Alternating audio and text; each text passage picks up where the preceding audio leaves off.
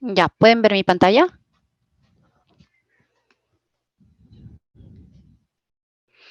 Ya, la anterior clase nos habíamos quedado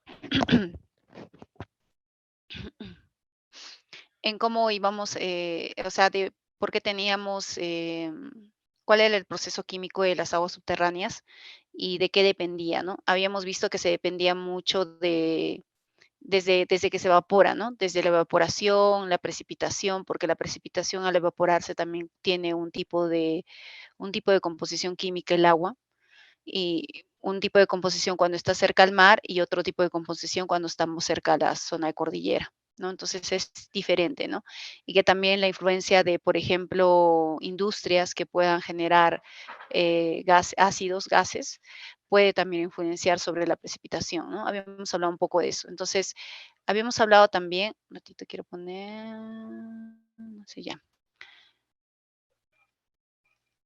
ya. Y en ese sentido, vamos a empezar en sí con la composición del agua, ¿no? Entonces, la composición del agua. En el agua vamos a encontrar lo que es el H2O, lo que habíamos hablado. También vamos a encontrar especies mayoritarias y minoritarias. Creo que esto también lo había comentado con ustedes. Las mayoritarias es lo que va a existir en abundancia, ¿no? O sea, mayor a 0,1 miligramos por litro. Entonces, cuando nosotros sacamos una muestra de agua, vamos a tener generalmente estos cationes y estos aniones. Siempre van a haber generalmente una concentración de estos. Entonces, estas son las especies mayoritarias porque son las que se van a presentar en el agua. Generalmente siempre están presentes. Entonces, lo dividimos en dos, son aniones, ¿no? Bueno, son iones. Y lo dividimos en los cationes, el sodio, el potasio, el calcio y el magnesio, y en aniones, como son los sulfatos, los bicarbonatos, los cloruros y los carbonatos.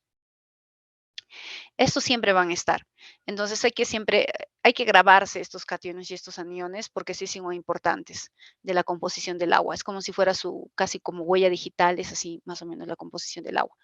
Ahora, especies minoritarias, tenemos a los nitritos, nitratos, los fluoruros, tenemos el hierro, el arsénico, el aluminio, y generalmente se llaman minoritarias o suelen también estar como trazas, componentes trazas se les dice, porque su concentración es inferior a 0,1 miligramos por litro.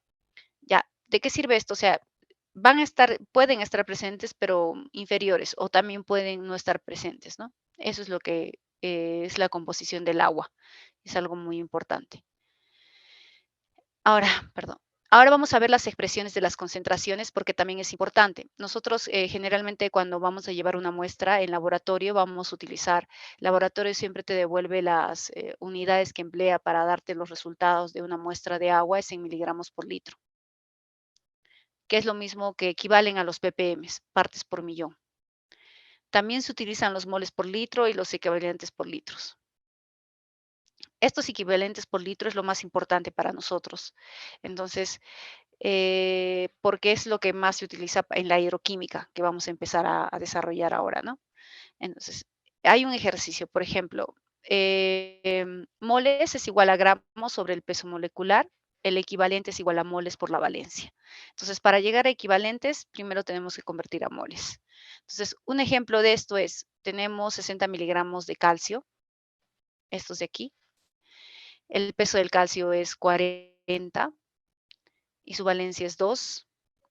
La concentración de moles entonces va a ser es gramos, o sea, los gramos que tengamos, el peso es de 60 miligramos, 60 sobre el peso molecular que es 40, sale como 1,5 milimoles por litro o 1,5 por 10 a la menos 3 moles por litro. Y luego esto lo convertimos en equivalentes, entonces solamente son moles por la valencia, podríamos multiplicar esto por la valencia, que sería 3. 3 por 10 a la menos 3 mil equivalentes por litros, porque 1,5 por 2, que es la valencia, es 3, ¿no? Eso en realidad.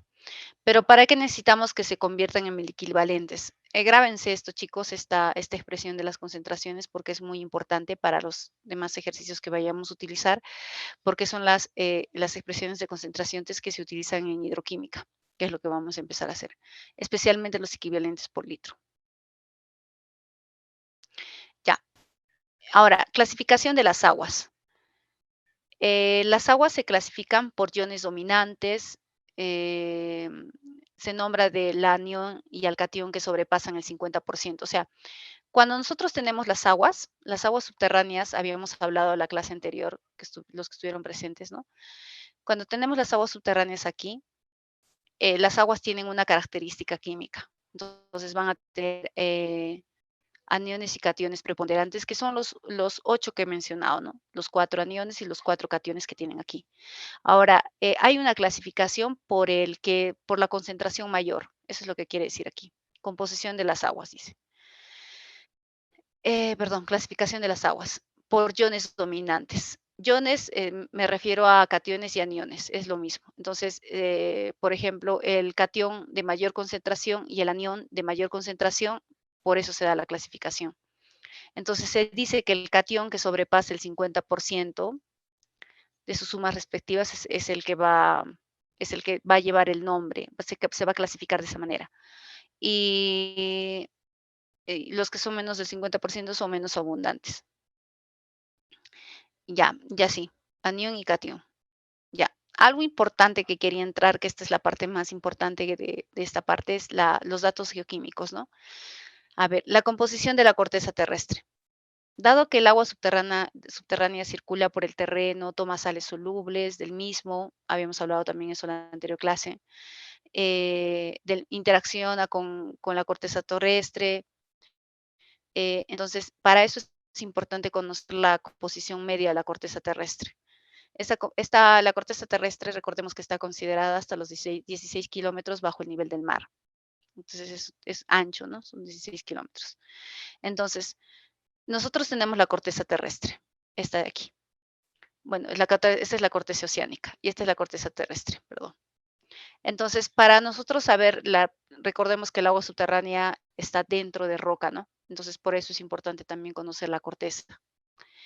¿Qué pasa? Que más del 98% de la corteza terrestre está integrada por 9 elementos que ya conocemos, ¿no? Que nos han enseñado desde siempre, que es el oxígeno, el silicio, el aluminio, el hierro, el calcio, el sodio, el potasio, el magnesio y el mercurio.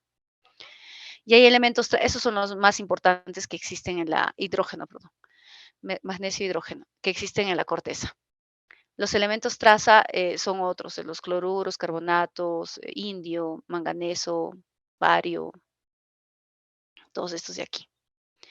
Entonces, una comparación entre la composición química de la corteza terrestre y las aguas naturales, aparte del oxígeno y el hidrógeno, que nosotros ya que sabemos que es H2O el agua. Algunos elementos más comunes en el agua son los cloruros, el azufre, el carbonato, el carbón, son los cloruros, ¿no? Que también se pueden tener en el agua, que les había dicho que generalmente en el agua es tan abundante. Pero vemos que, por ejemplo, el cloruro es un elemento traza, que en la corteza terrestre está en poca concentración.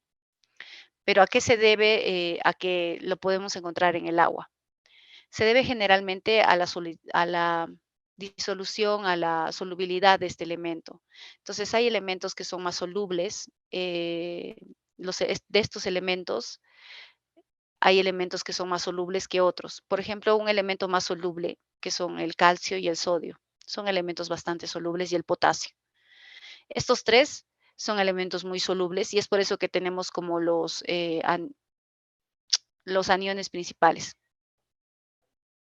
que les había dicho, ¿no? Que son sodio, potasio, calcio, magnesio y el magnesio. Miren estos cuatro. Son abundantes y son solubles. Entonces, por eso también lo encontramos en el agua. Ahora, el cloruro no es un elemento que se vaya a encontrar mayormente en la corteza terrestre, pero sí le encontramos bastante en el agua. El cloruro, los bicarbonatos, los carbonatos y los sulfatos, ¿no? Entonces, depende mucho de la solubilidad. Mira, y luego acá también dice que si el silicio y el aluminio y el hierro, que son elementos más abundantes después del oxígeno, apenas existen en el agua. Es algo, ¿no?, que a resaltar. Tenemos estos elementos como el silicio, el aluminio y el hierro, que apenas existen en el agua. No están en casi todo al bajo, o sea, en concentraciones va mínimo 0,1 miligramos por litro. Son concentraciones muy bajas esto en el agua, ¿no? Pero en la corteza terrestre son abundantes. Eso es por su solubilidad. En realidad, la solubilidad importa mucho de lo que tengamos, ¿no? Y además, recordemos que no solamente es la interacción del agua subterránea con la roca, sino también tenemos la interacción de la precipitación, el acto de la evaporación, precipitación, y luego la misma interacción que puede tener con el suelo, ¿no? Porque el agua tiene una composición, la precipitación tiene una composición. Y esa precipitación intersecta un tipo de suelo, puede tener suelo rocoso, un suelo orgánico, los diferentes tipos de suelo. Ahí también va a haber una interacción química y luego llega con una cierta concentración a lo que es ya la corteza, a lo que es ya la zona roca, ¿no? Eso, a eso se debe esta composición. Ahora, ello es debido a gran diferencia de ambiente químico, que se hace mientras que unos elementos muy abundantes en la corteza terrestre son casi insolubles, es lo que les decía, ¿no? Hay elementos que son casi insolubles y otros escasos que existen, como el cloruro, pero que pueden ser lavados, que pueden ser, que son más solubles, y a eso se le llama la ley de reparto. En este reparto intervienen también de forma importante el intercambio iónico, fenómenos biológicos, también la biología es algo muy, muy importante, que solubilizan o eliminan algunos con referencia a otros. Por eso también decía, cuando, digamos, la precipitación llega a un suelo orgánico, también va a haber otro tipo de interacción del agua. La preferencia de un elemento por un medio u otro se llama movilidad también. Ya. Algunos ejemplos, por ejemplo, de agua de mar. La composición varía de agua de mar según los mares. O sea, hay mares siendo más concentrados en lugares cálidos y poca renovación como el Mediterráneo. El mar Mediterráneo, que está en Europa, es un mar que tiene poca renovación y recibe poco aporte continental. Entonces, generalmente tiene mayor concentración de sales. La salinidad media del mar puede llegar a 35 gramos por litro, mientras que el mar Mediterráneo y Rojo llega a 45 gramos por litro por la mayor evaporación. Ese es otro proceso, ¿no? O sea, cuando acá habíamos hablado en la anterior clase, acá se produce la evaporación. Entonces, aquí vas a tener ciertos sales que te van a aportar a la evaporación. Va a suceder en el mar, pero también se van a quedar los rastros el agua de mar tiene una composición. Generalmente el agua de mar es salina y el agua de mar tiene cloruro, sodio y potasio. Esta agua de mar, generalmente, ¿no? Entonces, cuando se evapora, esta agua sigue conservando algo de su composición y puedes tener también en la precipitación cloruro sodio. Y generalmente los acuíferos costeros, porque esta precipitación se puede movilizar hacia la zona de la costa, llegar por este sector, y generalmente muchos de los acuíferos costeros son clorurados, ¿no? Tienen bastantes sales, pueden llevar de los cloruros también de la precipitación, pero en bajas cantidades. Ahora, seguimos. Entonces, para conocer un poquito tenemos que conocer las composiciones de los distintos, del agua de mar, el agua dulce, el agua de lluvia, ¿no? Entonces, aquí conocer un poquito de la composición del agua de mar nos da a entender cómo es el mar, cómo es el agua en sí, su composición química. El agua de mar tiene, como mencionó, tiene una salinidad media de 35 gramos por litro y esta salinidad puede variar dependiendo del tipo de mar y donde no hay mucha renovación, como es en el mar del Mediterráneo, que tiene pocos aportes continentales, pues llegan a tener como 45 gramos por litro. Entonces, a lo que me refiero con esto es que pueden ser distintos, cada mar es distinto y puede tener un tipo de salinidad. Ahora, generalmente cuando nosotros vemos el mar en Perú, en nuestra zona, sí hay bastantes aportes continentales porque justo los ríos llegan, ¿no? Y descargan en la zona de mar. Eso. Ahora, agua de lluvia. Vamos a conocer también cómo es la composición un poco del agua de lluvia. El origen esencial de las aguas subterráneas es un vehículo primario de gran importancia y en el aporte de sales solubles y un comunicador de agresividad al agua de infiltración. A ver, ¿cómo se recarga nuestro acuífero? Generalmente el acuífero se recarga por agua de lluvia, o sea, siempre se va a recargar de agua de lluvia y es el vehículo de gran importancia, ¿no? De sales solubles, porque el agua de lluvia ya tiene una composición. Entonces, siempre va a tener sales. ¿Y qué son las sales? Las sales son los sulfatos, los cloruros, ¿no? Y los propios iones que se encuentran. y dependiendo de qué tipo de sales, y pueden comunicar una agresividad al agua de infiltración. Pueden tener una composición y su interacción con el suelo que puedan tener. Las sales que contienen el agua de lluvia proceden, bueno, en el caso del mar, cuando sucede la evaporación, las sales que contienen el agua de lluvia proceden en parte del mar y son aportadas por gotitas de agua marina en forma de aerosol, levantadas y arrastradas por el viento. Otra contribución es continental, ¿no? Y es proporcionalmente importante en el interior de los continentes y cerca de áreas industriales. Según Bashmakova, 1964, la composición de la lluvia es muy variable, dominando el cloruro, el sodio y el potasio cerca de la costa. Eso dice este autor, que cerca de la costa generalmente la lluvia tiene esta composición, cloruro, sodio y potasio. Y que eso, recordemos que son los más abundantes, ¿no? Que existen en los principales aniones y cationes del agua. Hacia la costa, hacia el interior de los continentes pasa, hacia el interior de los continentes, él menciona que pasa a dominar el ion sulfato. O sea, dentro del continente, en la zona de nosotros, en nuestro caso de Perú, zonas de cordillera, tenemos mayormente el anión sulfato. Más lentamente pasa a dominar el ion calcio. A veces puede ser dominante el ion bicarbonato también. Y esto depende mucho de la roca también. El bicarbonato, generalmente este anión bicarbonato, lo vamos a tener en rocas caliza. Es típico que tengamos un acuífero kárstico, un acuífero en caliza y el agua que vamos a tener es bicarbonatada. Ahora, gases. El contenido de CO2 puede variar según varíe el contenido de la atmósfera. El CO2 disuelto y los posibles ¿cómo se llaman estos? Óxidos que se puedan encontrar, los que pueden dar, bueno, gases ácidos que se puedan dar acidez tanto al agua de lluvia ligeramente agresiva. El oxígeno disuelto produce un medio oxidante que juega un papel muy importante en las reacciones químicas del suelo. Lo que pasa es que estos son, voy a explicar con un gráfico. Ya, acá, por ejemplo, cuando tenemos una industria, y tenemos una precipitación cerca, una zona de precipitación. Acá la industria, algunas industrias, ¿no? Generan algún tipo de gases, que son gases oxidantes. Son óxido de nitrito, nitrato. Estos óxidos de azufre también, estos óxidos se van a combinar y van a precipitar. Y eso es la famosa lluvia ácida que se puede generar, que alguna vez hayan escuchado de la lluvia ácida. Entonces, esta lluvia ácida tiene a veces pHs ácidos, un poco ácidos. Entonces, que van a interactuar con un suelo que se tenga aquí, ¿no? El tipo de suelo que tengamos aquí.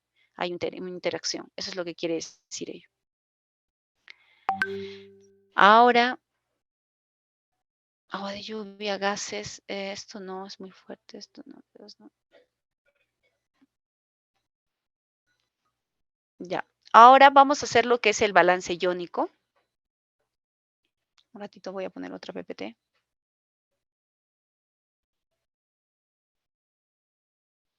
Y vamos a empezar a hacer un poquito de hidroquímica, ¿ya? Un ratito.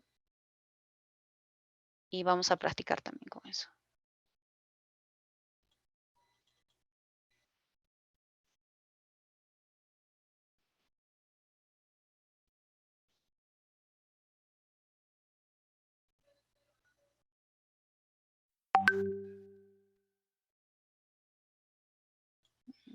¿Dónde está? Un ratito.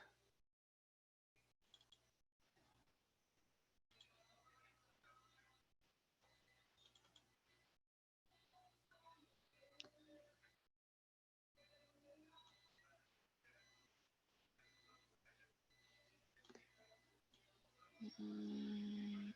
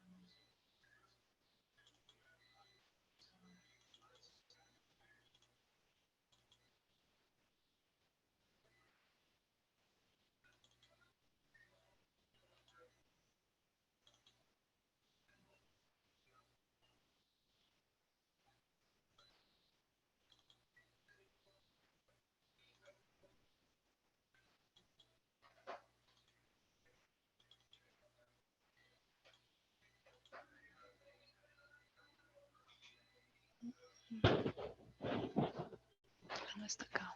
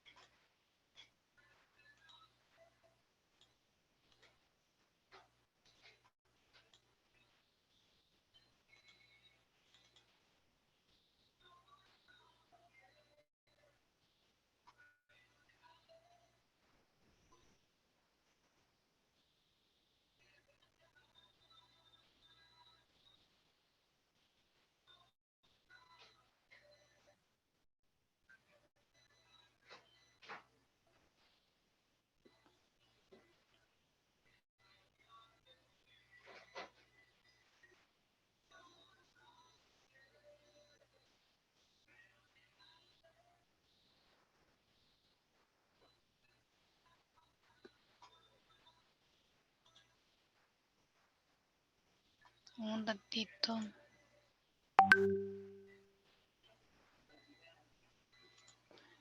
Ya.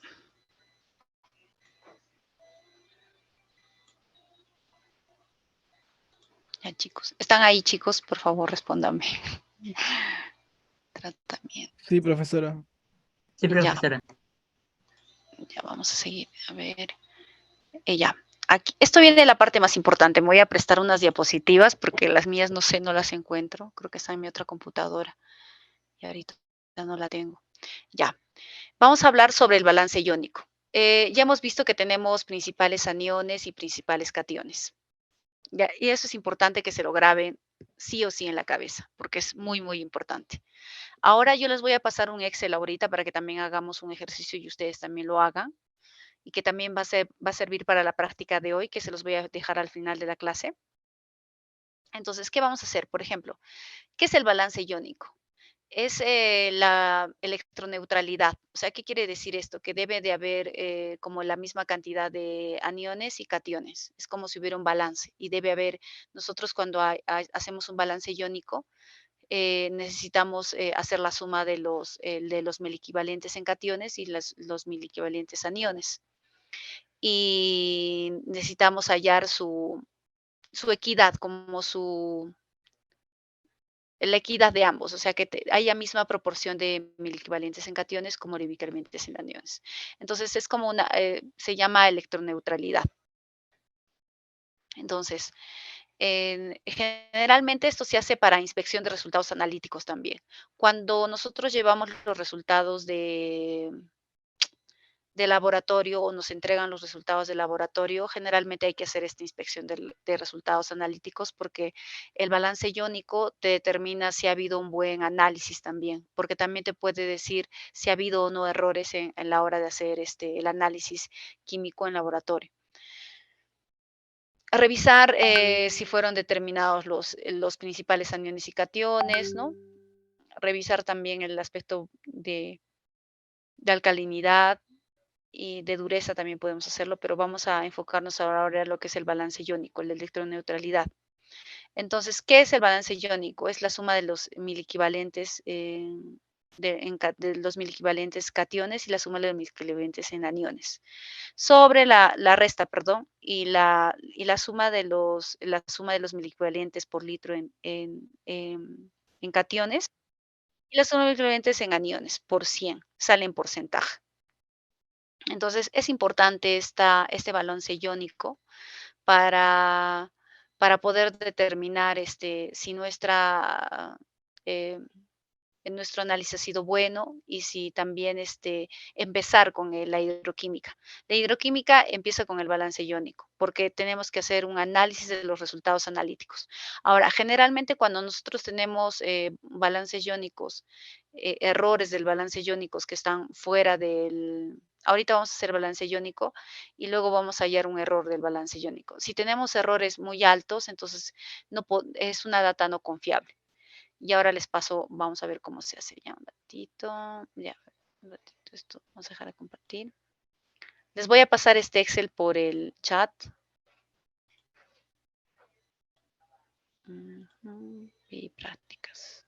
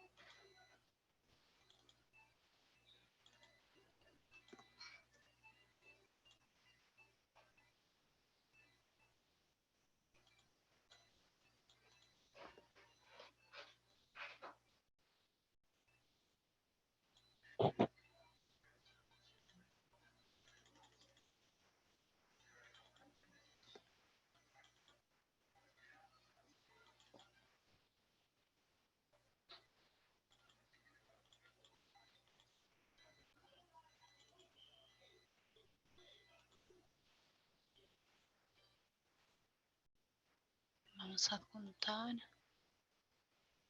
Y no me permite.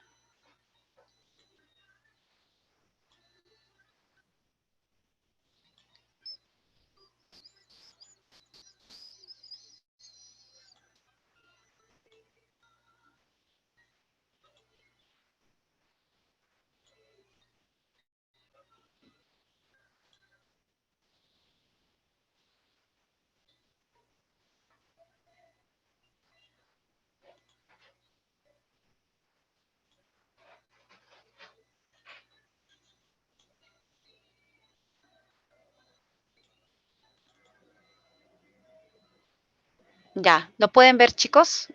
Pueden descargar lo que está dentro del BI Prácticas.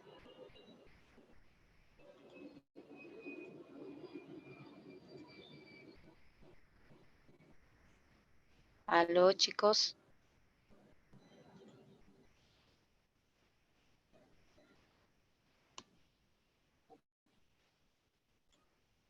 Profesora. Ya, descárguenlo, por favor.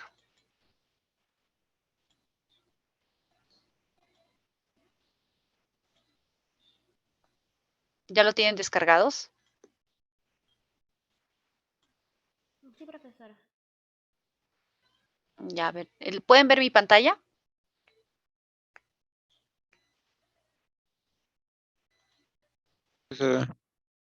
¿Sí pueden ver? Ya, mire. Ya, vamos a hacer...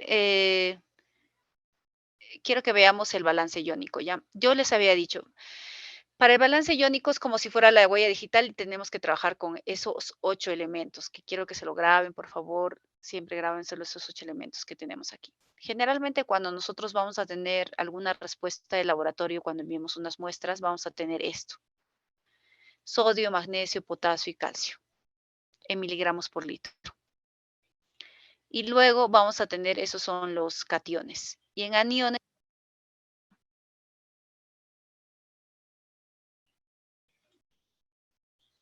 uy, a ver, un ratito, qué raro.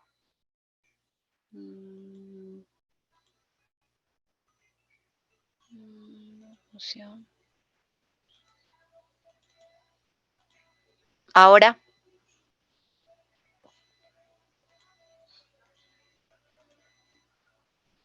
¿se comparte o no se comparte, chicos? A ver, mejor creo que lo he...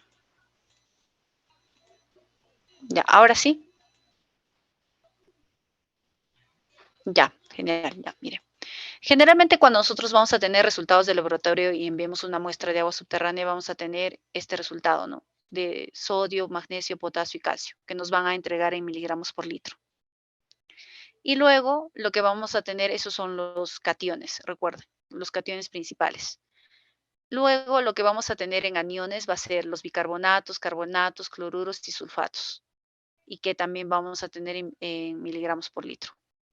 Cuando nosotros hacemos el muestreo, laboratorio en campo vamos a tener importantes también parámetros como son el pH y la conductividad. Son muy importantes. Entonces, acá podemos tener pHs ácidos. A ver, los pHs ácidos son los que están abajo de 6,5 y los pHs neutros son de 6,5 a 7,5. Y un pH básico es de 8 a 10 aproximadamente. Saca, miren, en este ejemplo, por ejemplo, tenemos pHs ácidos, 2, 3, 2, 3, y pHs neutros y pHs básicos. Entonces, generalmente el agua, por ejemplo, que bebemos nosotros, tiene que ser neutra. Nosotros casi no podemos beber un agua ácida. Hasta podríamos beber un agua básica, alcalina, como esta de acá, pero no, generalmente bebemos agua neutra en 7, 7,5, es lo que dice también el estándar de calidad de agua, ¿no? Ahora, también otro importante parámetro que debemos ver es la conductividad. No es la conductividad hidráulica, es la conductividad eléctrica. Entonces, cuando nosotros medimos la conductividad eléctrica, nos da como la idea de qué sales podemos tener en el agua o de qué concentraciones podemos tener en el agua. Esto se hace generalmente en campo, se mide y tenemos estas concentraciones, ¿no? Concentraciones de conductividad eléctrica. Y nos dice, nos dice si es un agua un poco mineralizada, menos mineralizada, o sea, si tiene más sales, si tiene más aniones y cationes o si tiene baja concentración de aniones y cationes. ¿Ya? Ahora, esto es importante. Entonces, tenemos estas mediciones y tenemos estas importantes, los cationes principales y los aniones principales. Entonces, con eso hacemos el balance iónico. ¿Y cómo se hace? Habíamos dicho que el balance iónico empieza con la suma de cationes y la suma de aniones. Entonces, acá tenemos una sumatoria. Miren, esto es de una muestra. Estamos trabajando por muestra. Esta es una muestra y todas estas, en esta fila están todas sus concentraciones.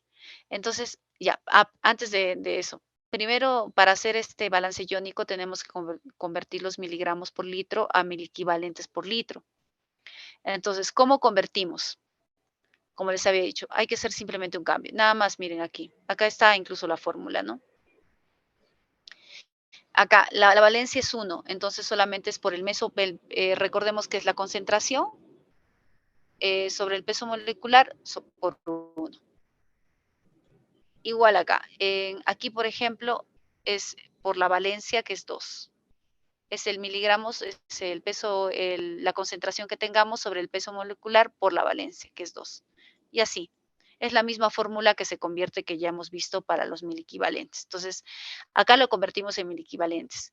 Y la suma de cationes de miliequivalentes por litro se hace aquí, se suma. Simplemente se suma todos estos y tenemos esta pequeña suma, ¿no? Y tenemos estos miliequivalentes por litro aquí. Y ya está. Entonces, sacamos de cada muestra su suma de cationes, cada muestra su suma de cationes. Y luego en los aniones lo mismo, ¿no? En los aniones, los miligramos por litro los convertimos a miliequivalentes, igual, porque es 1, ya, aquí sí es diferente, sí, 1, 1, y ya está. Y acá por 2, acá sí es distinto. La valencia es 2. Entonces, aquí igual se hace la conversión a miliequivalentes y sumamos los miliequivalentes por litro y tenemos esta suma de aniones. Y ahora, ¿qué nos dice la fórmula? La fórmula nos dice que hay una diferencia de cation, una diferencia de entre lo que es los cationes menos los aniones sobre los cationes más los aniones por 100. Ese es el balance iónico. Ya, entonces esa formulita es la que se utiliza, primero la resta y sobre la suma por 100. Ese es el balance iónico. Entonces, aquí yo tengo diferentes porcentajes de balance iónico. El balance iónico está en porcentaje, por eso se multiplica por 100. Miren aquí, por 100. Entonces, al tener estos balances iónicos muy altos, generalmente el balance iónico aceptable, según varios autores hablan sobre los balances iónicos y dicen el balance iónico depende mucho también del pH, depende mucho de cómo esté. Generalmente los balances iónicos aceptables, que son confiables, están abajo del 20%.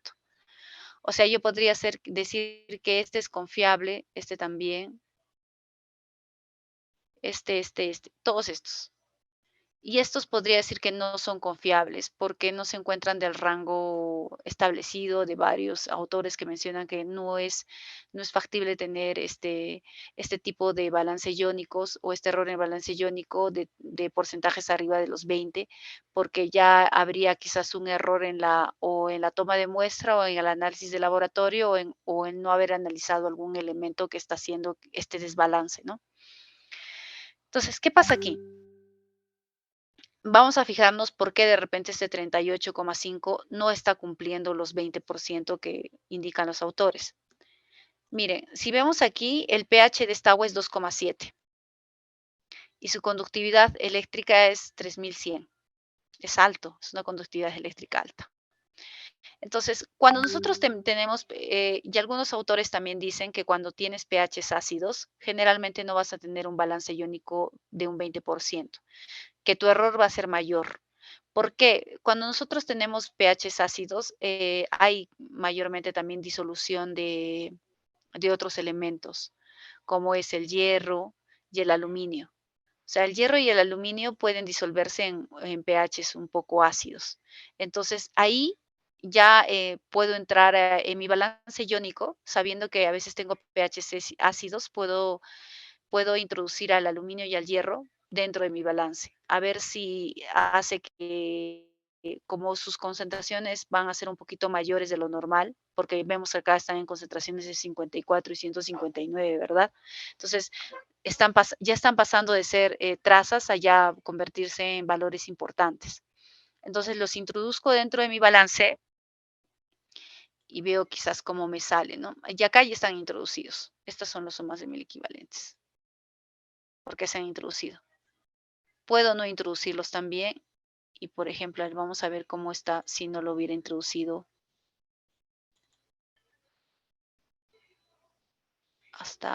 sería hasta N5.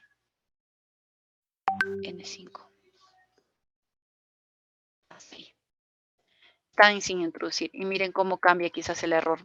El error se ha sido altísimo, 74, pero ha bajado cuando hemos introducido al hierro y al aluminio.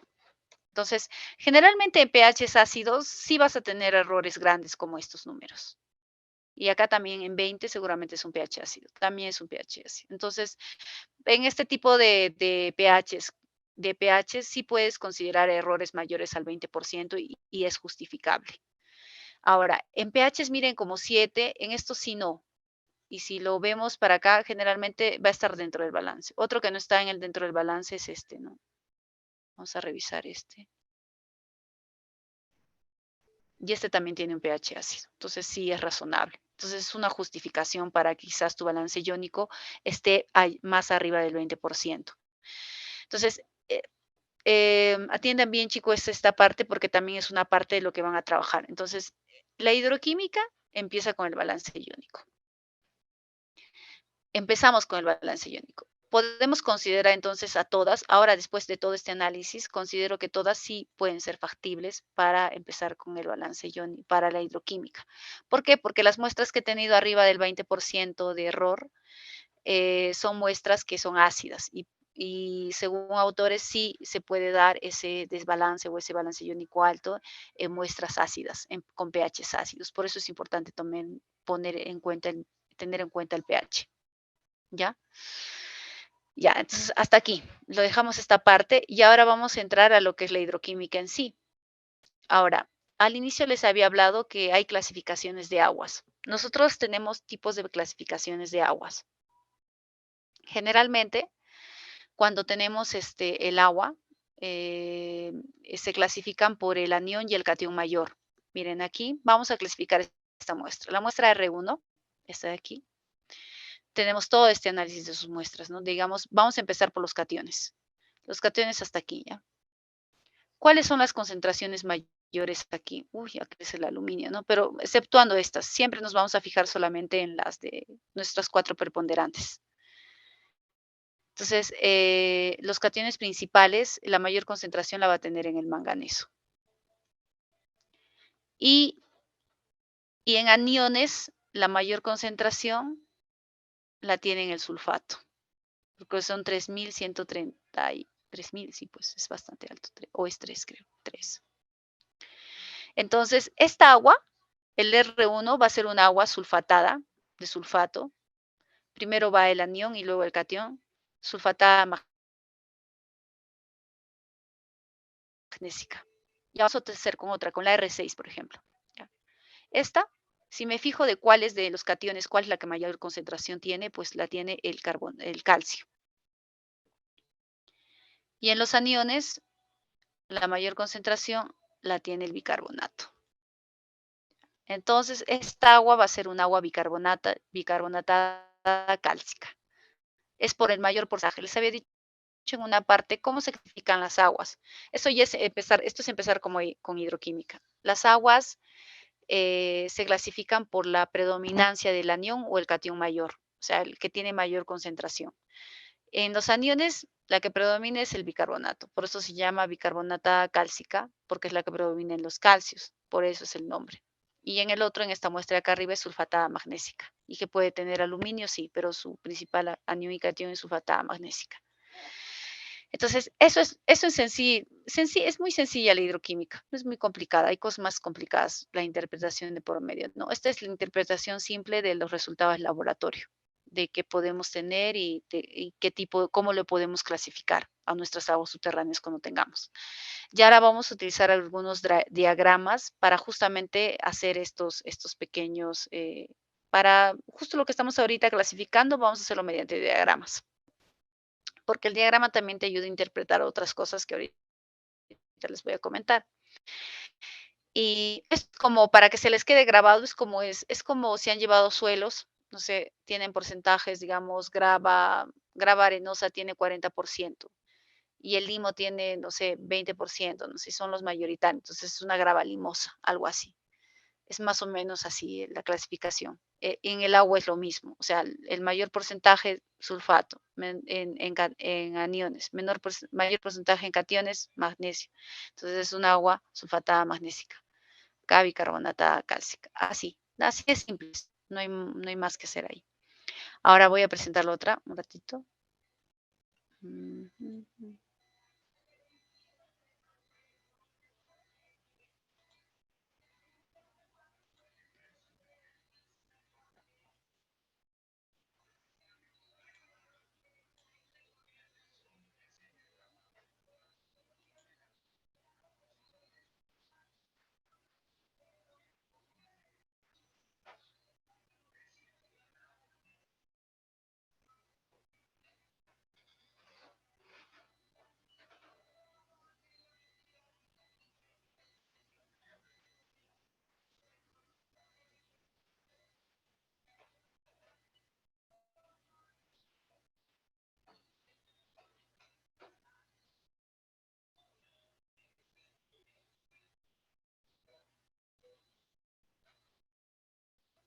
Ya, un ratito les voy a poner.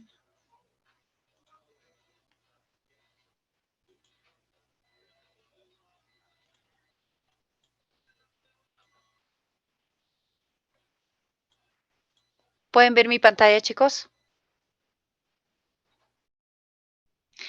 Ya, este es un ejemplo. Por ejemplo, nosotros hay un montón de diagramas, ya para la hidroquímica hay varios diagramas. Acá voy a mostrarles algunos diagramas y fases hidrogeoquímicas se llaman. Son fases en sí, diagramas y que te muestran fases. En nuestro caso vamos a traer solamente la hidroquímica. Entonces hay diagramas de barras que te muestran en equivalentes por millón. Por ejemplo, aquí el calcio, el magnesio, el sodio, el cloruro, sulfato, los carbonatos y los bicarbonatos sumados, gráficos de estrellas, o sea, cuando tienes mayor porcentaje siempre va a ir a un lugar, al otro, gráficos de círculos, y los más importantes, hay dos, Piper y Stiff. El Piper es como que una herramienta de estudio para el agua subterránea, te ayuda a identificar el tipo de agua. Cuando tienes muchas muestras de agua, es bueno utilizar el Piper porque te lo agrupa, ¿no? Entonces te dice, este sector tiene este tipo de agua y este otro, y así.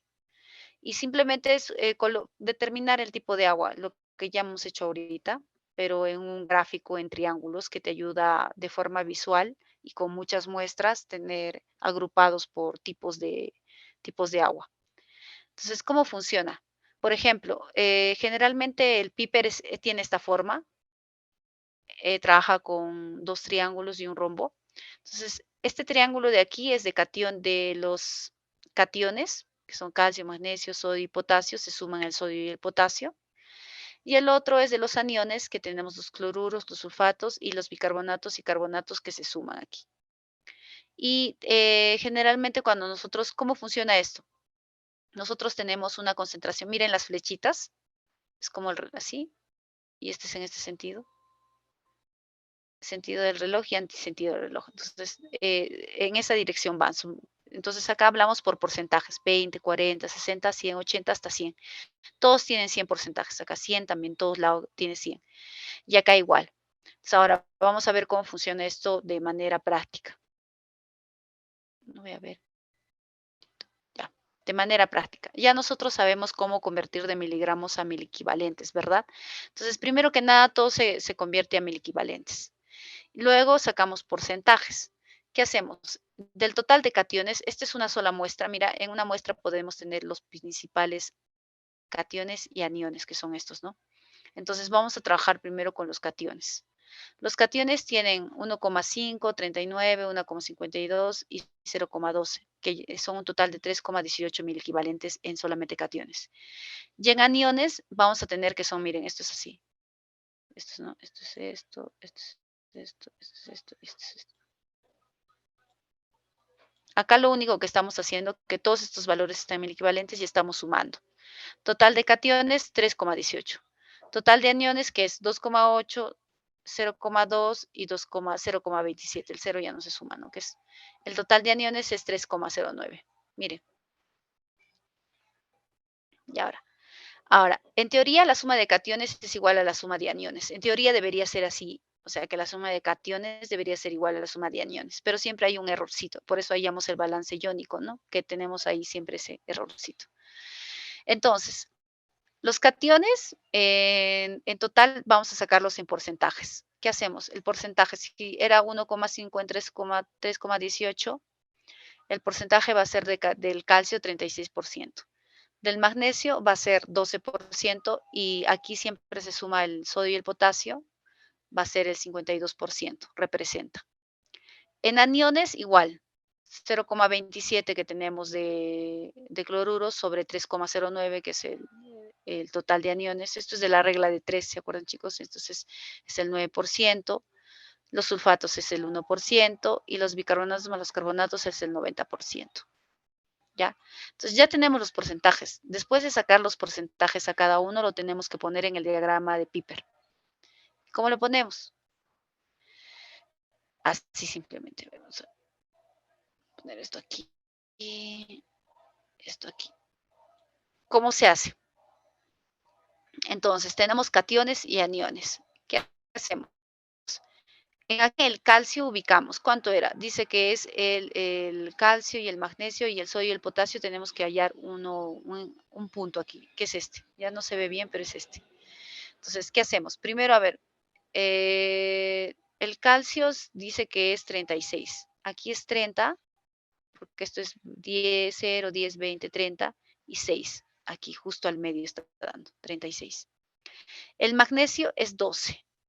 ¿Dónde está el magnesio? El magnesio está aquí. Aquí es 10 y 12. Justo aquí también está. Entonces, por acá. Intersectamos. Y el sodio y el potasio, 52. 52. 52 está 40, 50 es aquí y 52 aquí. Entonces, este es el punto. Y este se lleva, este punto que está aquí, simplemente le hacemos una proyección. Así, que es esta línea roja, ¿no? Que se lleva hasta acá. Hacemos una proyección. Ya, igual aquí. En los cloruros. Cloruro es un 9%. Y 9% está aquí. Miren aquí. Sulfato es un 1%. Sulfato, ¿dónde está sulfato? Aquí 0, 1% pegado. Ya está ahí, bien. Bicarbonatos y carbonatos, un 90%. El bicarbonatos va así, el 90% es aquí. Entonces va a ir en esta dirección. Está ahí, 90% por aquí. Entonces va a ser la línea va a ser para ese lado, justo en la verde, la prolongación verde. Y ya. Entonces me voy toda la prolongación de verde, donde intercepte. Entonces ahí, este rombo, vamos a tener la clasificación de mi agua. Generalmente el rombo, acá no se ve, pero el rombo está partido así. Y estas aguas van a tener una clasificación, estas y estas y estas. Ahora vamos a ver en el siguiente diapositiva. Ya, a ver. Ya, al tener aquí, por ejemplo, mi agua, va a ser, y ya incluso a priori ya lo veo,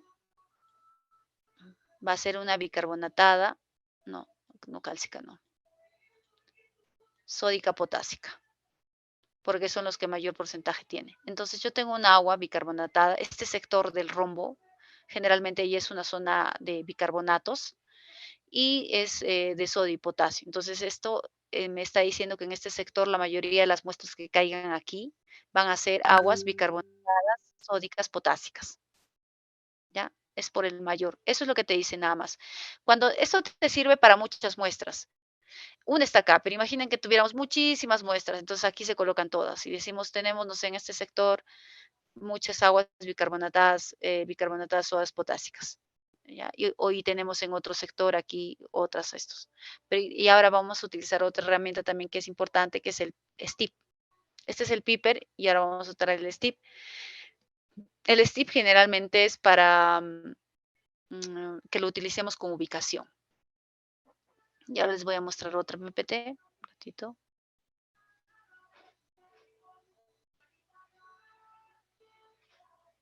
Ahí antes de eso, un ratito.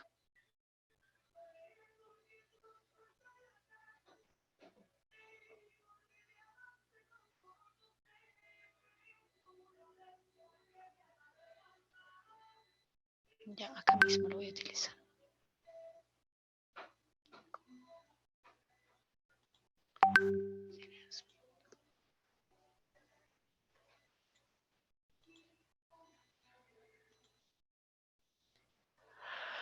Ya, hasta aquí.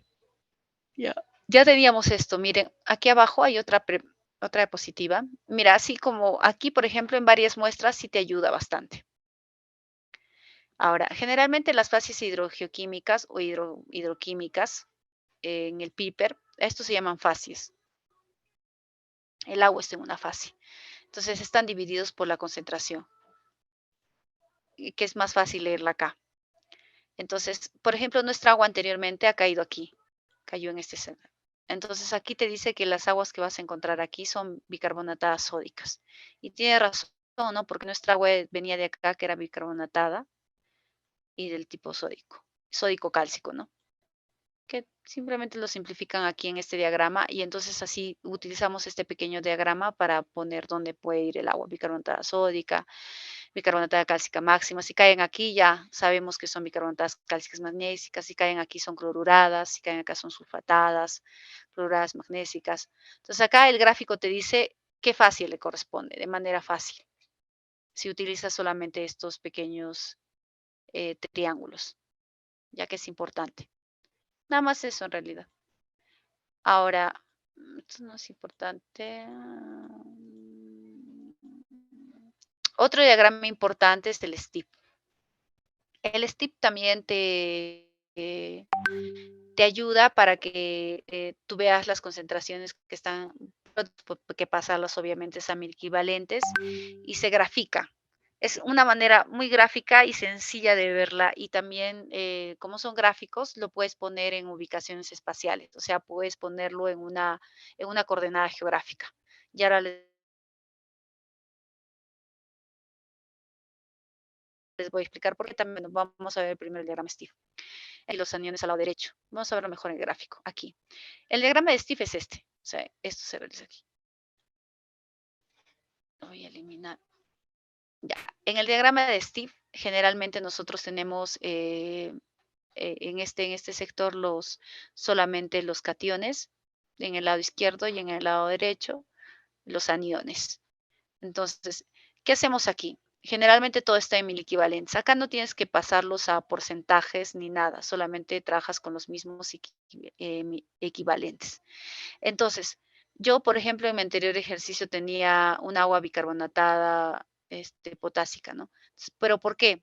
¿Qué pasa? Aquí en el diagrama de Steve es más fácil ver qué tipo de agua es. Acá graficamos, digamos, si tengo 5, a ver, que tenga 15 aprox.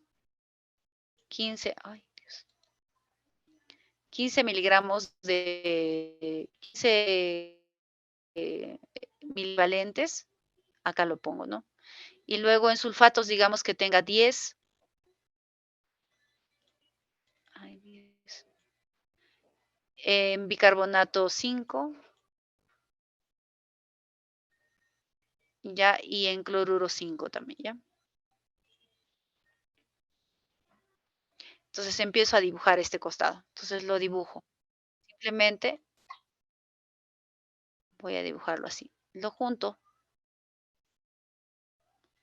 No me deja. Lo junto.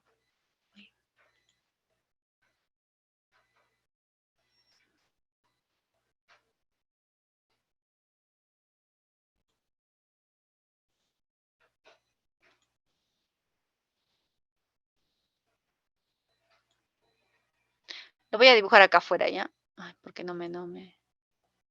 Si lo dibujaría los tres, tuviera algo así, una forma así. Exacto, esa forma. Y así han sido dibujadas cada una de estas. Por ejemplo, esta segura tenía una concentración, mira, de 20 en lo que son el 1, 2, 3. 1, 2, 3 en sulfatos. Aquí están los sulfatos. Y acá ha tenido una de 8 en bicarbonatos y de 3 será pues en cloruros. Y nada, y 0 en lo que era carbonatos. Por eso está ahí. Y acá lo mismo. Aquí es lo mismo, en sodios, en calcio, magnesio y hierro. Entonces el primero, que habrá tenido sodio y potasio, tiene alrededor de 25. Y luego aquí en calcio, que sería el segundo que viene aquí en calcio, debe tener seguramente un aprox de 3 o 4. Y un aprox de 2 en magnesio y 0 en hierro. Hasta hierro le han puesto acá, ¿no? Magnesio y hierro. Entonces, este gráfico se da por estas concentraciones. Unes los puntos y lo graficas. Simplemente es eso. Nada más, así como he hecho acá. No puntos y gráfico. Y ese es el diagrama de Steve. Pero ¿para qué sirve dibujarlo? Ahora vamos a ver para qué sirve dibujarlo. Vamos a eliminar estos porque se va a sobreponer, si no, allá, se queda. Ya. Para esto sirve dibujarlo. Generalmente, estos diagramas de Steve, lo que se hace es se coloca en un plano. En un plano, nosotros podemos colocar el punto de monitoreo. Por ejemplo, este punto de monitoreo tiene este tipo de diagrama. Este otro tiene este. Este tiene este. Y así cada uno, ¿no? Tiene su grafiquito de Steve, perdón. Entonces, ¿pero qué nos dice con esto? Por ejemplo, acá me dice, mira, yo a simple vista, como tienen la misma forma, se dan cuenta que son así, como una corbatita, la mayoría, un poco corbatita. Yo puedo decir que son el mismo tipo de agua, ya, pero la concentración, por ejemplo, es mayor aquí y aquí es menor. Si ven, la corbatita está más delgadita acá. O sea, los equivalentes, mientras más grandes sean, más grande va a ser el gráfico. Mientras menos equivalentes tengan, el equivalente va a ser más chiquito. Entonces, te ayuda a visualizar a simple vista. Digamos, yo por este gráfico podría decir que este sector debe tener un solo acuífero con un solo tipo de composición química y un solo tipo de agua, aparentemente. Este nomás que sería un outsider, que de repente puede ser hasta un error, pero generalmente podría decir que todo este sector es un solo acuífero con un tipo de agua, un solo tipo de agua, que no sé qué tipo de agua será, que debería haber acá una leyenda que te diga qué tipo de agua es. Y eso es para eso te sirve, porque generalmente cuando lo ponemos en planta, puedes tener otros gráficos distintos, como aquí, por ejemplo, este es uno, o como aquí, este 1, 2, 3, 4. Mira, son 4 gráficos distintos. Si yo viera en plano eso, 4 gráficos distintos, podría decir, ah, tengo diferentes tipos de agua y pueden haber diferentes, incluso zonas de acuífero, ¿no? O sectorizarlos. que están relacionadas al acuífero. Y acá podría decir que mi acuífero es bastante homogéneo porque tiene el tipo mismo de química de aguas. Que acá hay algunas cositas que están, muchos miliequivalentes que, bueno, podrían reverse por algo puntual, pero en general tiene la mismo equivalente, similares miliequivalentes. Para eso te sirve el diagrama de Steve. Te da alertas de varias cosas también. A ver, vamos a poner.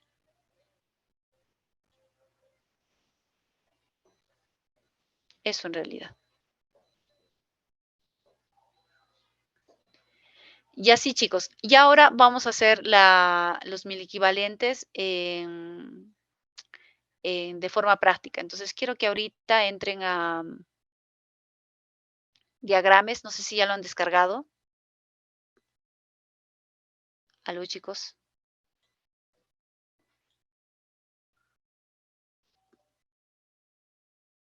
No, el Excel no, sino hay un programita que se llama diagrames, que ustedes mismos lo van a hacer. Y que quiero que se descarguen. Ay, pero yo no puedo instalar en Steve y Piper. Lo pueden hacer con un software que se llama diagrames. Les voy a pasar el link y les voy a compartir cómo deben hacerlo. Un ratito.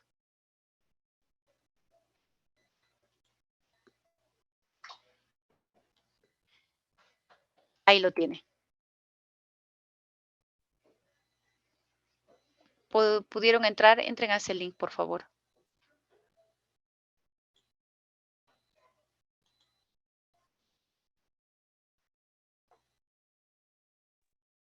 Sí, profesora, sí entra. Ya. Ahora yo voy a compartir mi pantalla un ratito.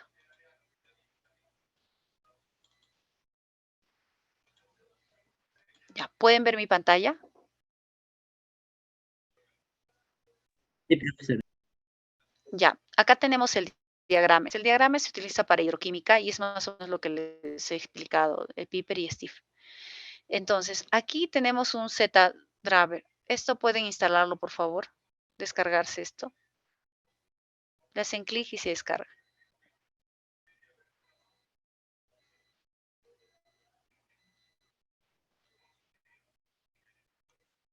Yo creo que no tengo el diagramas. Tengo el diagramas.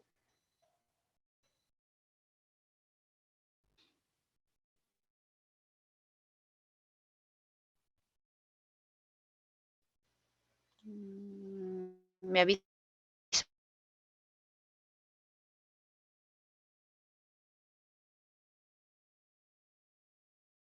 si ya descargaron. Voy a buscar.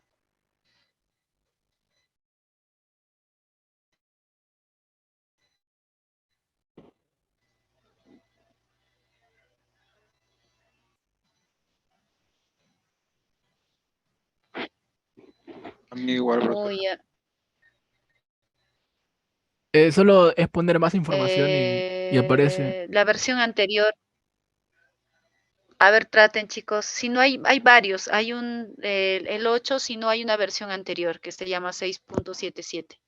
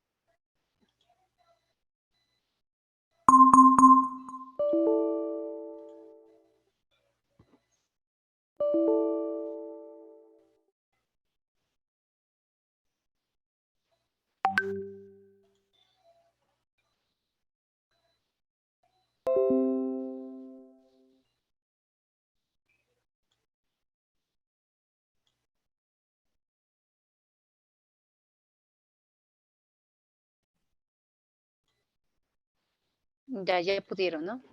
Ya.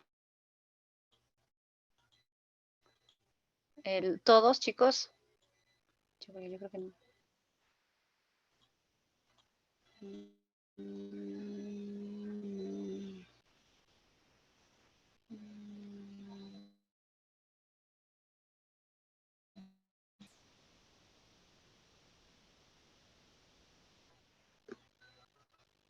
Un ratito, yo soy la que no puede instalar ahora.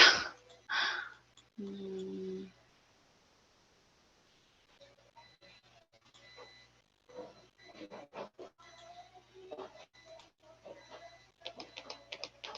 Ratito.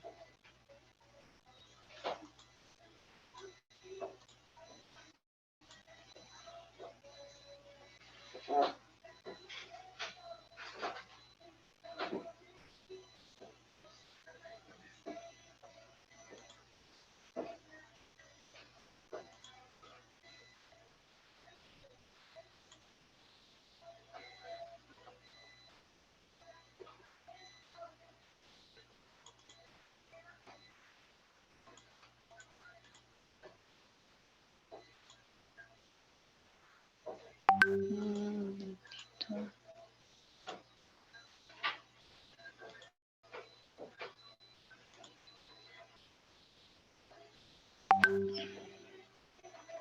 H1.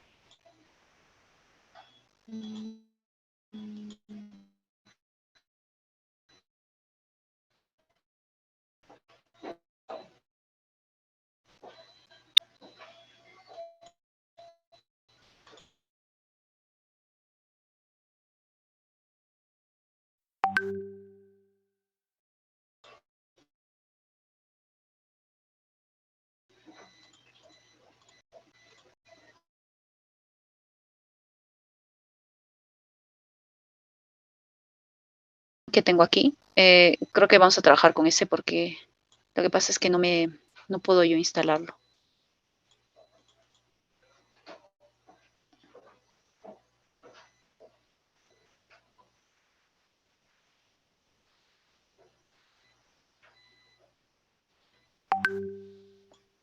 Ratito.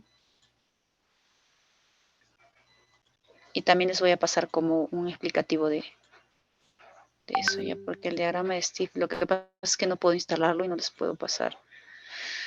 No me permite esta máquina instalar. ¿Dónde está? ¿Dónde está ya? Descargas.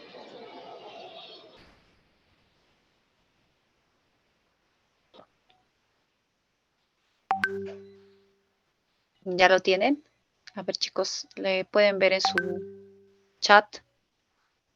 Les ha llegado a todos el Piper Steve. Ya, entonces ábranlo el Excel o descarguen el RAR. O sea, el Excel también está, el PDF es como un explicativo de cómo hacer uso.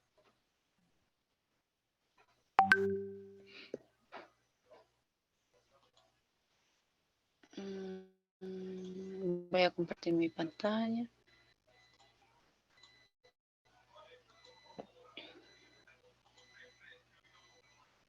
Ya.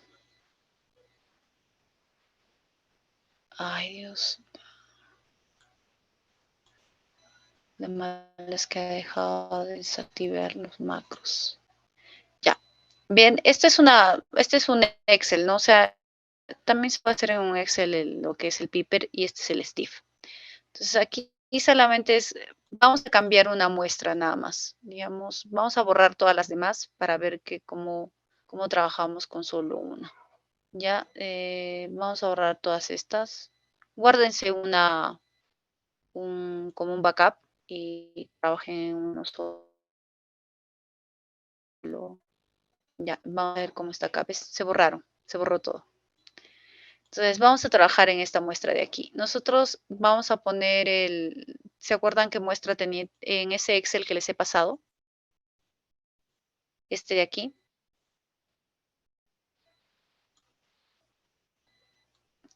Ya, en este Excel vamos a coger R1, ¿ya? Entonces, vamos a poner el calcio que está en mil equivalentes. Sí, está en mil equivalentes, si no me equivoco. A ver.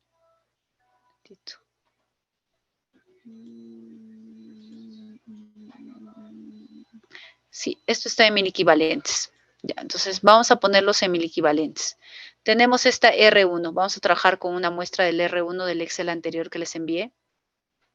También en mi pantalla, ¿verdad? Entonces, vamos a trabajar con, ya, desde sodio. Sodio, 0,03 sodio. Vamos a reemplazar acá, 0,03. El magnesio, 5,96. El potasio, 0,02. El calcio, 3,3. 3,33. Y los otros, bicarbonato y carbonato. Bicarbonato, 0,1. 0,1. El carbonato 0,1 también. Lo vamos llenando. 1,2. Que es 1,2 es cloruro, sí está bien. Y 3,13 si no me equivoco. Sí, puede ser 3,13. 3,13 sulfatos. Fluoruros no tenemos, 0.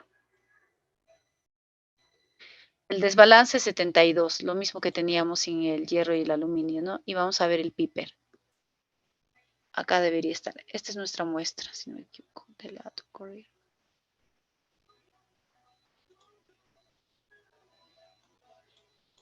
Este vamos a borrar para que no se... Ay, no. Esa era la muestra. Porque no le está... Vamos a copiar estos valores un ratito.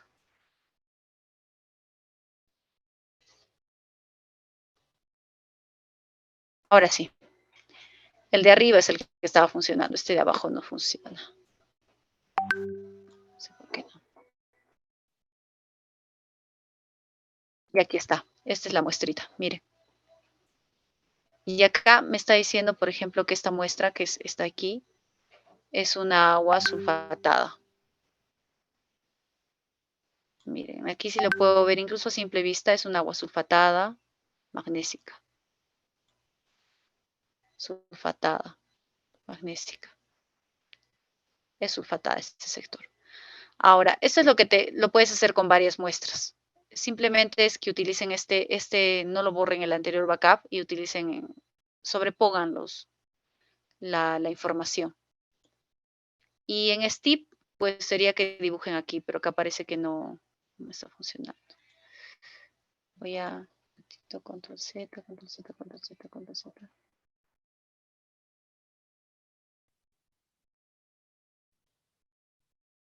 Ya, y descubrir de dónde viene este USW BH1. USW BH1. Es esta muestra. Es reemplazar esta muestra en Steve. Reemplazar los valores y colocarlos aquí. Vamos a reemplazar, a ver, uno de ellos. Un ratito. A ver, otra. La misma, ¿ya? Vamos a reemplazar la misma. Miliequivalentes. Miligramos por litro. Miliequivalentes. Sodio de potasio. Sodio de potasio, calcio. Sodio. 0,03 miliequivalentes. Magnesio 5,96. 5,96. 0,02 potasio. Calcio 3,33. Calcio 3,33. Listo. Y ahora en bicarbonatos y carbonatos semiequivalentes. Sale 0, 0, 0. Cloruros nada más 0. Aquí es 0, 0. En cloruro, ¿cuánto hay? 0,03. Y en sulfato 65, 25. 25. Listo. Y no tenemos fluoruros. Y el Steve, vamos a ver cómo lo ha cambiado. ¿Ves? Ahí está. Ese es el gráfico. Ya, y bueno, el otro es reemplazar, ver qué valor es y reemplazarlo. El programita que les he pasado, el diagrames, es más fácil porque es subir un Excel y te lo grafica automáticamente todo. Acá hay que hacer quizás uno por uno, pero también te lo hace, ¿no? Es lo mismo. O sea, en realidad es un Excel que te ayuda a graficar, nada más. Es más o menos lo que ya hemos hecho y te identifica, ¿no? Ya, mira, por ejemplo, acá tienes 5, 5 y lo graficas. Entonces, eh, eh,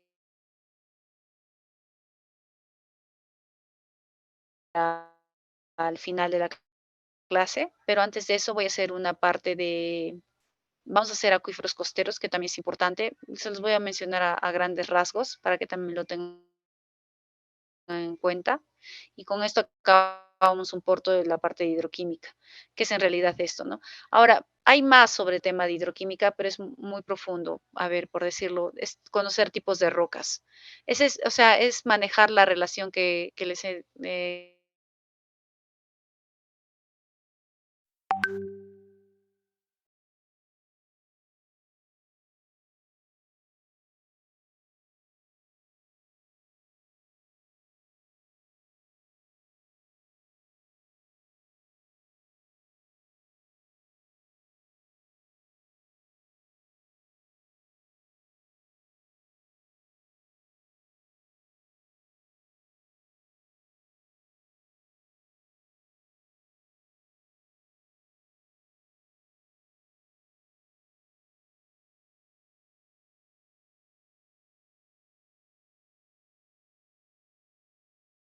que les he mencionado sobre suelos y sobre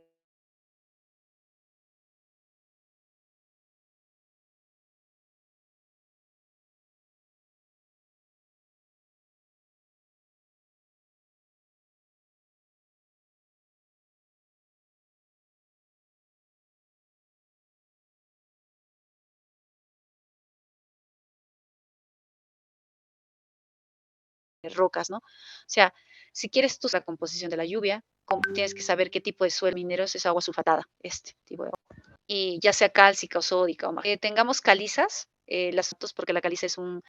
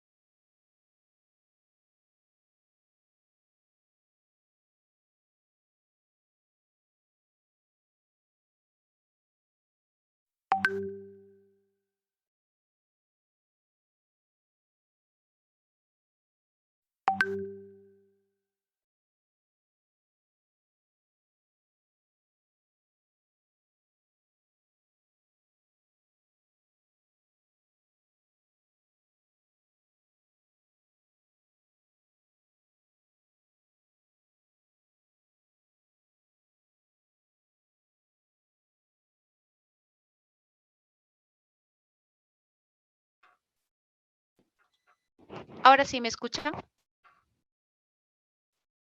Sí, Chicos. profesor. Ya. Voy a continuar. Lo que me había quedado un ratito. Ya, como les decía, o sea, generalmente la hidroquímica te sirve simplemente para clasificar el tipo de agua. Ahora, existe también la hidrogeoquímica, cuando se hace la relación con el suelo y la roca y todo esto para determinar qué relación tiene o sea, cuánto le está aportando quizás la roca para que tenga esa composición o el suelo. Entonces, en ese sentido, por ejemplo, algo que les doy de hidrogeoquímica en sí como somero, es cuando nosotros tenemos aguas sulfatadas, generalmente en las zonas mineras, así, porque hay zonas muy mineralizadas, de forma natural, vamos a tener aguas sulfatadas. Y en rocas, lo que les decía, ¿no? Las rocas caliza, al ser bastante, como se disuelven mucho y es un anión, la composición de la caliza es un carbonato de calcio. Entonces, generalmente vamos a tener aguas bicarbonatadas. Es algo son relaciones que casi no fallan y que se presentan mucho en nuestro país, ¿no? Este tipo de agua, tanto la bicarbonatada como el agua sulfatada, se presentan mucho en todo nuestro territorio peruano. Y son por los tipos de rocas que podemos tener y también por la composición de nuestros suelos, ¿no? Eso, precipitación. Industrias no tenemos mucho, así es que generalmente lo que influencia es el suelo y la roca donde caiga la precipitación y esas reacciones van a determinar el tipo de agua que vamos a tener. Entonces, con esto lo que quiero es que con este Excel quiero que les voy a dar unas muestras al final para que me hagan el análisis hidroquímico y también me lo ploteen en Steve y en Piper y me digan qué tipos de aguas tienen con las muestras que les voy a facilitar. Nada más, eso va a ser como la práctica. Y el balance iónico que hemos hablado ¿no? ahora en clase. Sí, todo lo que hayan entendido del balance iónico y va a ser la práctica, la tercera práctica y creo que la última. Ya eso, y ahora vamos a empezar un poquito de acuíferos costeros. Voy a dejar de compartir un ratito. Y vamos a ver un pelín de acuíferos costeros. Un ratito.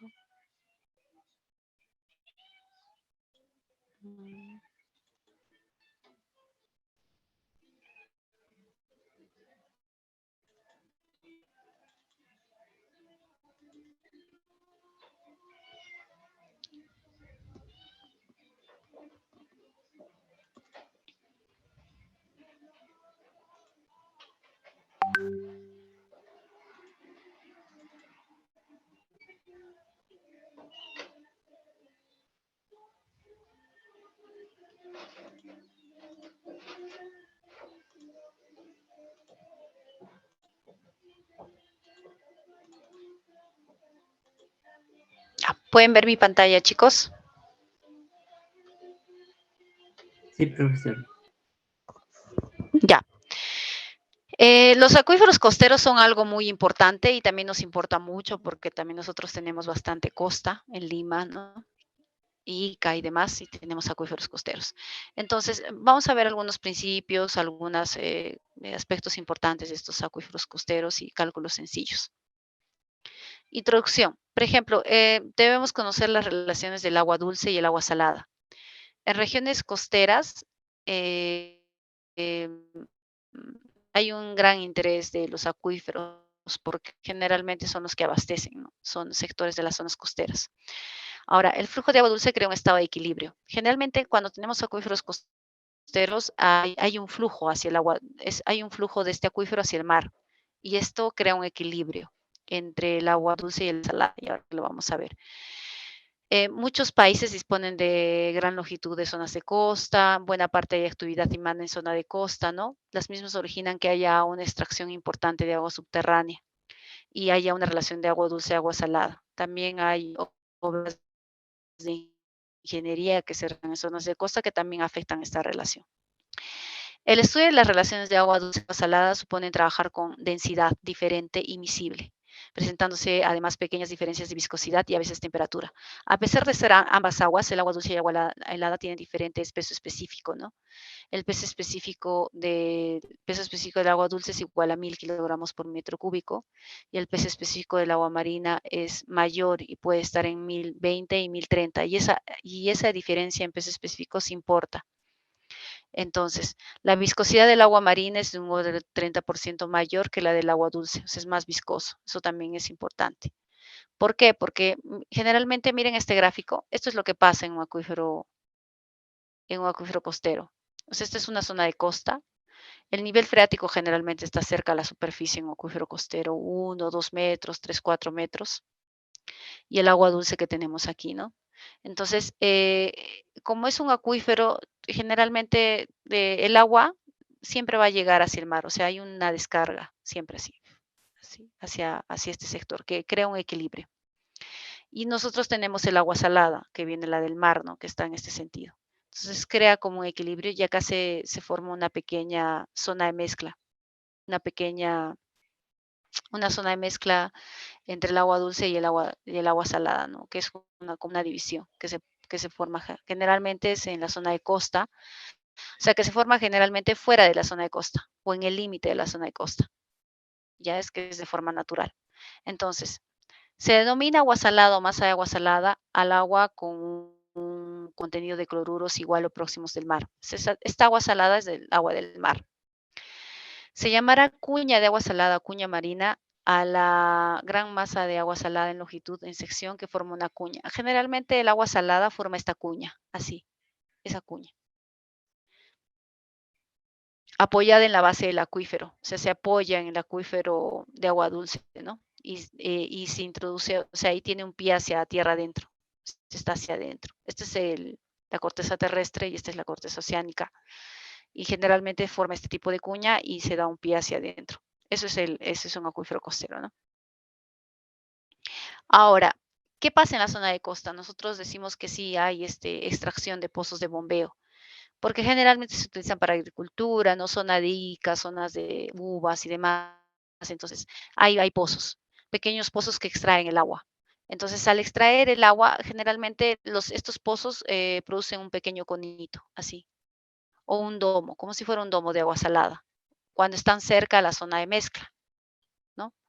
Entonces, se produce como consecuencia bombeos o drenajes locales en una zona en la que hay agua dulce sobre el agua salada. Entonces, generalmente, donde está cerca a la zona del límite, hace que succiones y por este bombeo, que es como una succión, se producen estos pequeños domos en las zonas de los pozos de bombeo, pero solamente en zonas cercanas a la zona de mezcla. Acá, que por ejemplo estamos lejos, no se produce, ¿no? Aquí sí se produce.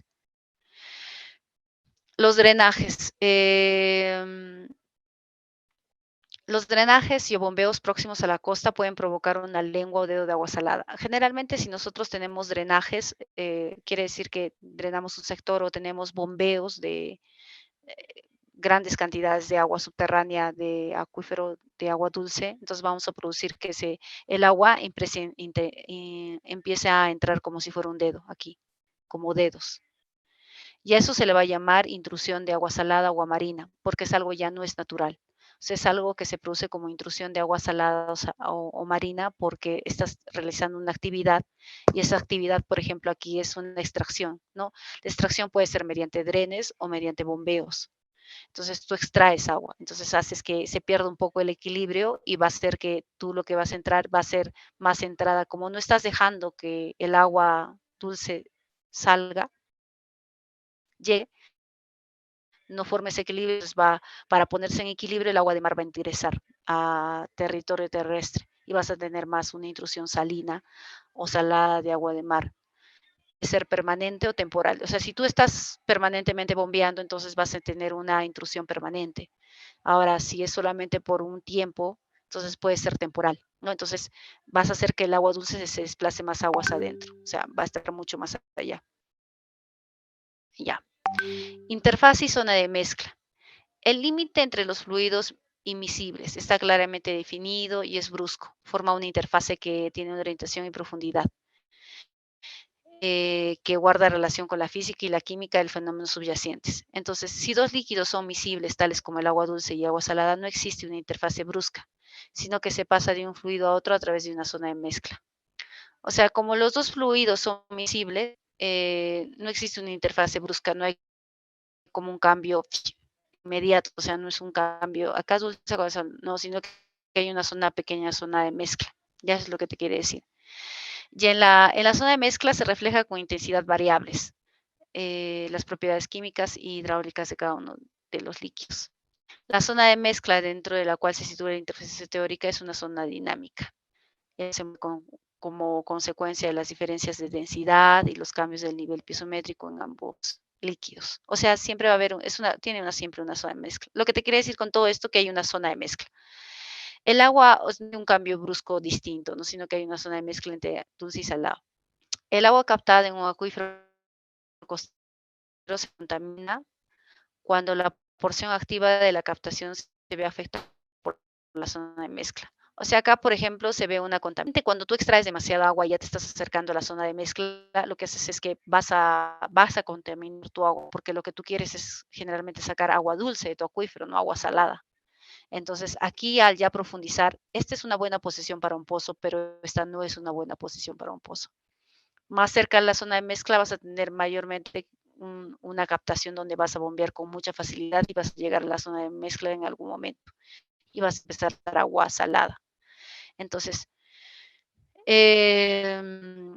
puedes hacer que haya una ascensión de sal, o sea, que haya una ascensión de sal y vas a tener acá un pozo con agua salada. Eso es lo que te dicen, ¿no? Entonces, hay que tener mucho cuidado donde se ubica un pozo de bombeo, un acuífero costero. Otra cosa, esto no, eso ya. Ahora, para todo esto, o sea, esto lo que hemos hablado de los acuíferos costeros tiene una ecuación, una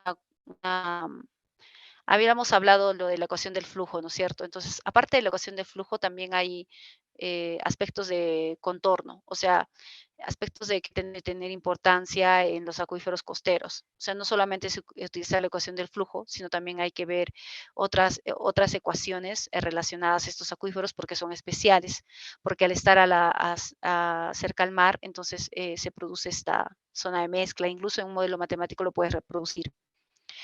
Entonces, ha habido los primeros estudios que se realizaron en la relación de agua dulce y agua salada en regiones costeras, se realizaron en Holanda y Alemania por Given y Herzberg. Entonces, estos dos son bien famosos, que los van a escuchar siempre, siempre. Given y Herzberg.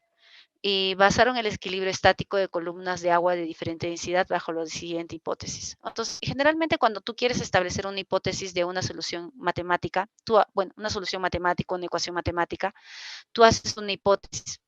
Por ejemplo, acá ellos dicen que el flujo de agua es permanentemente horizontal, que hay un flujo de agua permanente horizontal, o sea, sí, horizontal. Por tanto, el potencial es constante a lo largo de cualquier punto vertical. O sea, bueno, el potencial es otra cosa, pero simplemente tomarlo en cuenta, el agua del flujo dulce es perfectamente horizontal, que es horizontal. No existe de flujo de agua salada, o sea, me quiere decir que no hay un flujo de este sentido. O sea, asumes para resolver ecuaciones. Y que la interfase es un plano no existiendo una zona de mezcla. Que esta interfase, que habíamos dicho que sí es un plano y que no hay una zona de mezcla, pero eso es, o sea, esto es para determinar una ecuación.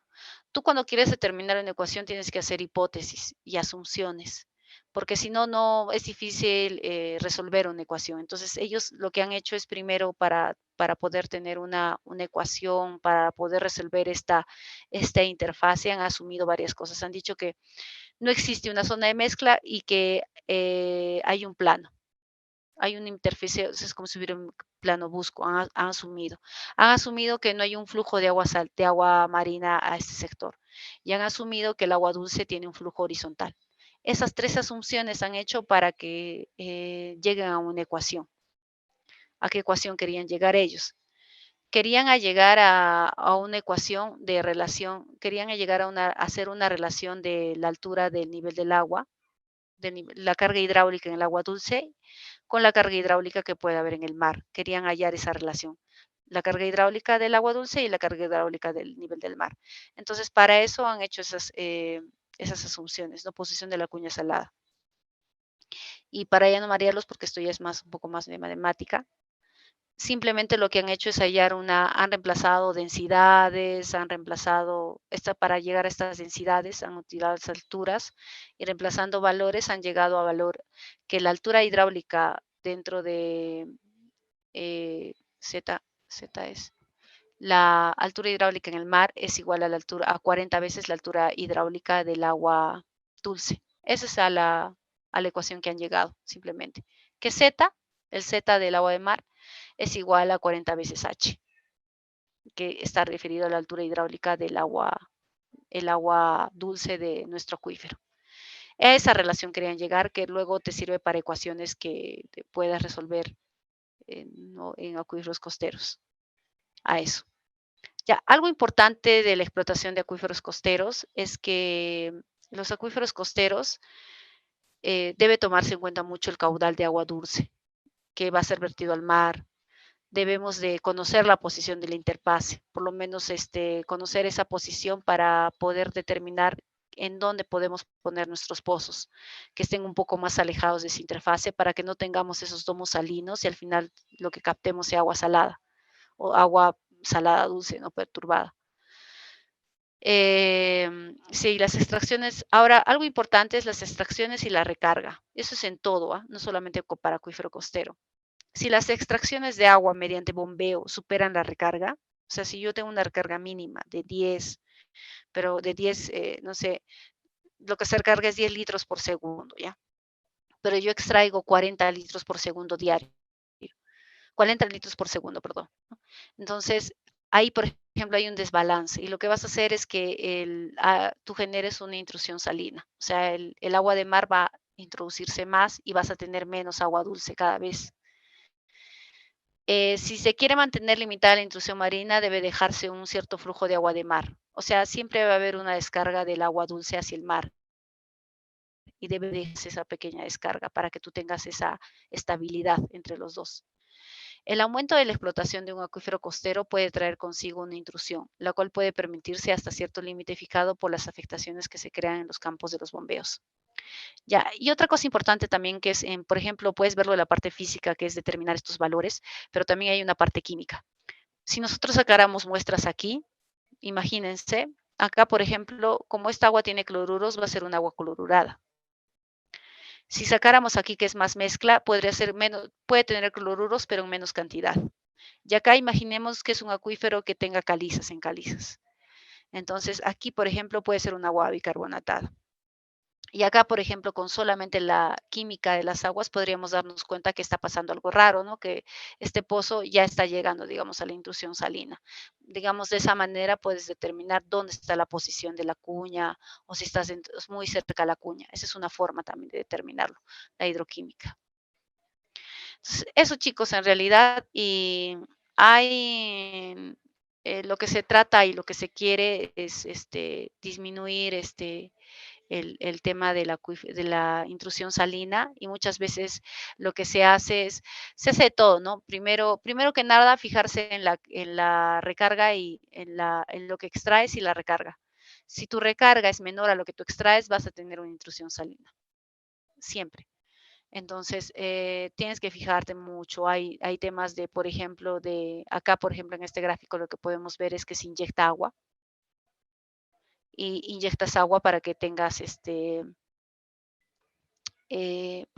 más agua dulce, pero eso la verdad es muy costoso y no es muy factible hacerlo. Entonces, no se recomienda. Lo recomendable es en el tema de recarga y extracción, mantener un equilibrio entre lo que se recarga y lo que se extrae para que no tengas ese tipo de problemas. Y así, eso es lo que quería que conocieran un poco de los acuíferos costeros. Y con eso ya terminaríamos y les voy a dejar una práctica que es la última, que es relacionada a lo que ya hemos hecho ahorita del balance. Te voy a dejar de compartir.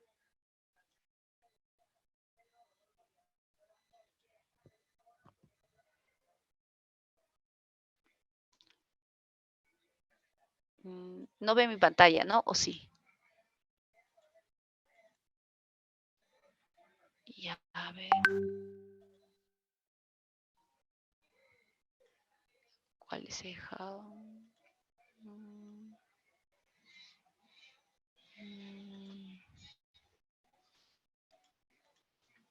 Ya. Son pocas muestras las que les voy a dejar, son solamente 5. Y magnesio, potasio.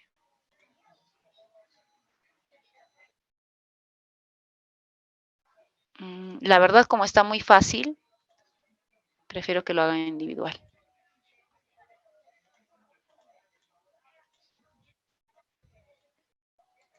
Ya, un ratito voy a... pero sí pueden discutir entre ustedes, ¿ah? O sea, eso sí háganlo, pero igual tiene que ser individual, chicos, por favor. Además, yo me doy cuenta, es fácil darse cuenta. Ya, sodio, potasio, magnesio. Ya, un ratito. Ya. Y les voy a dar, como siempre, como está bastante sencilla, tienen hasta las 11 para entregármelo, chicos. 2, 3, 4, 5. Son solo 5 muestras.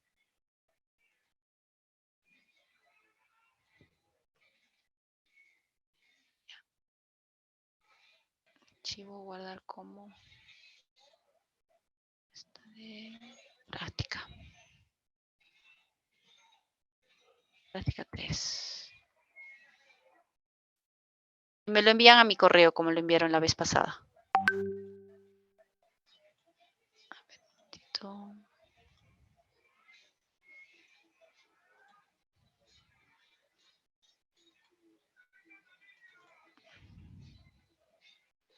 Ya ahí lo tiene.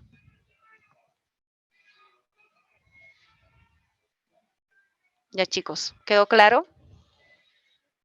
Creo que hasta las 11 es mucho todavía. Creo que se los dejo hasta las 10 nomás. 10 de la noche, chicos. Lo quiero esta práctica. Ya no, mejor 11, pero por favor, bien hecho. Pero 11 de la noche ya lo quiero tener en mi correo.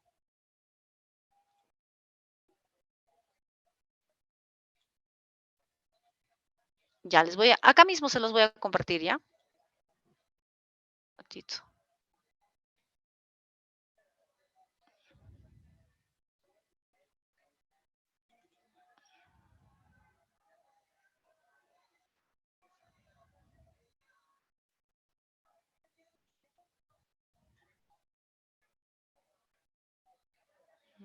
Hay un ratito.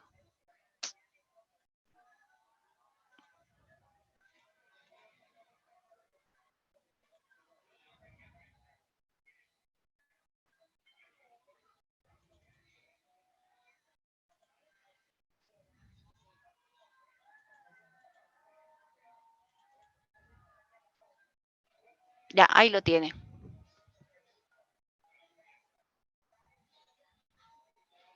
Ya, chicos, entonces espero las prácticas para ahora.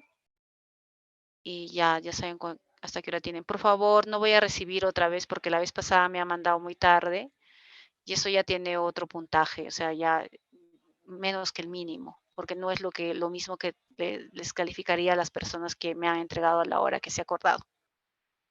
¿Ok? Mm. Voy a abarcar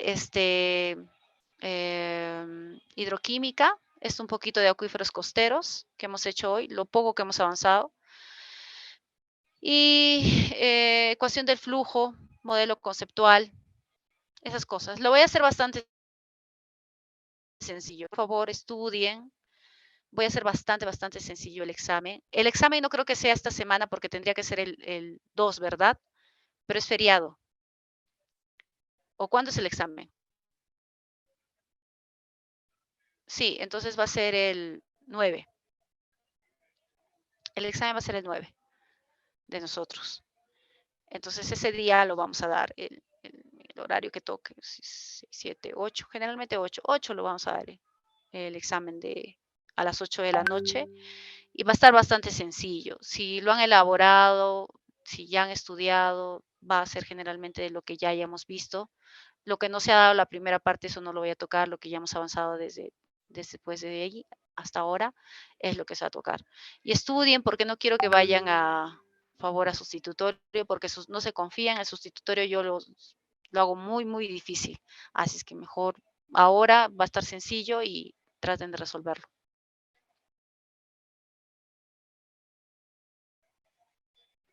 Ya, eso sí, también, a ver un ratito de una vez mejor. Un momento, porque si no me olvido.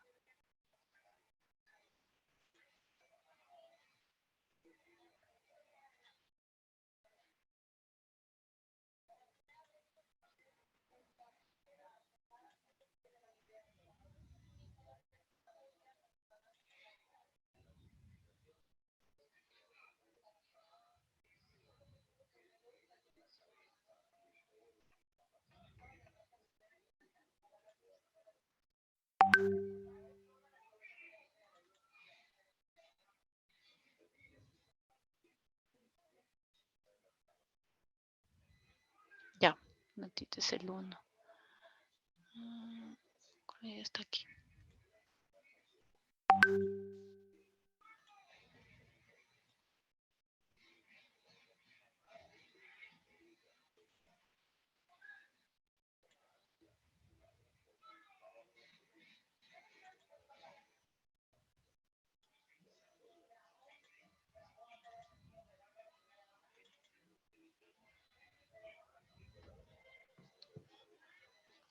Ya está, chicos.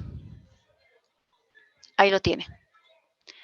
Ya, entonces hasta aquí nos quedamos y espero sus correos, por favor. No se olviden. Y ya nos estamos viendo ya hasta el día 9. Que pasen un bonito año, que este año sea un mejor que el anterior y les vaya muy bien. Ya, chicos, entonces hasta el 9. Igualmente a todos, feliz año, chicos, cuídense. Hasta luego. Señora profesora, feliz año. Feliz año.